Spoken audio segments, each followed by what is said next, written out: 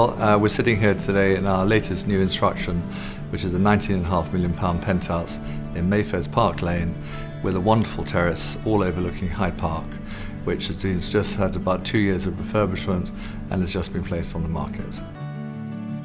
We've got 5-bedroom suites, magnificent reception rooms, and it is really much a very lifestyle penthouse for the younger person or for the international traveller who is whizzing around the world and wants a base in Mayfair.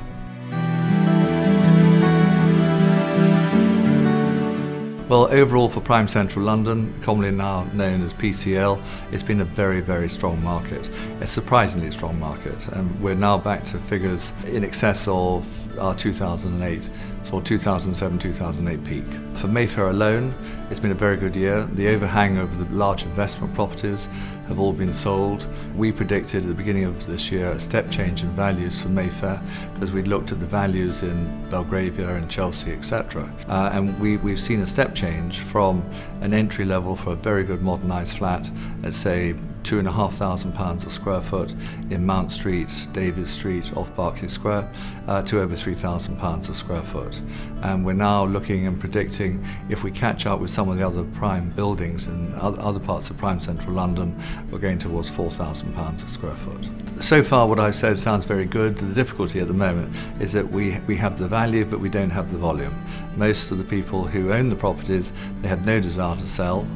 They're all wanting to stay into bricks and mortar, which is seen as a very good sound investment. So our volume of turnover this year is probably as bad as it was in the Lehman crash of 2008. Next year I think will be more of the same. It's going to be high value, low volume. Mayfair in itself is a very small area. It's geographically bounded. You've got Hyde Park with Park Lane, you've got Oxford Street, you've got Regent Street, and you've got Piccadilly.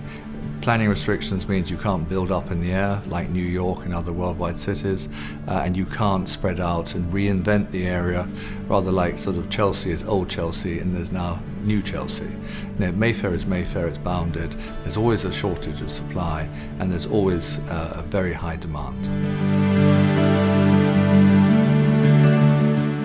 Deal through Wetherell, because we've got the stock, and I would buy sooner than later because there is still a lot of demand for pushing prices higher, which seems idiotic if you look at the overall property market, but it's not. There is a flight to tangible assets all over the world, and you've just got to make sure you pick the right one. You need to be the best house in the best street.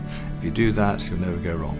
This boom which we've had in Prime Central London has been, usually you have a trickle-down effect where the money which has been in Central London, that money goes into the suburbs, it then goes up north, it goes east, west and up and down the motorways. What we're seeing this year, or this cycle rather, is that it's contained. People know where they want to be, it's Prime Central London, and we're not getting that knock-on effect.